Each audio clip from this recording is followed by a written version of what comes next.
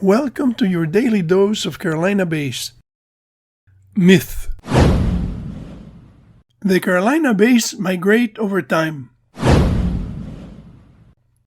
The abstract of the paper says that geological investigations of Herndon Bay, a Carolina bay in the coastal plain of North Carolina, USA, provide evidence for rapid basin scour and migration during marine isotope stage MIS-3 of the late Pleistocene.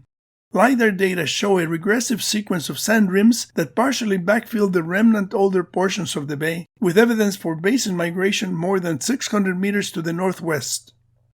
The authors provide a detailed image of the migration model based on earlier models of Kaczorowski's 1977 report, showing wind from the northwest, the west, and the prevailing wind from the southwest.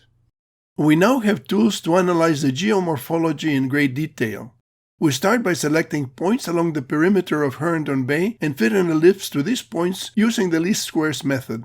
The fit is very good and confirms that Herndon Bay is elliptical with a major axis of 1,101 meters and a minor axis of 672 meters.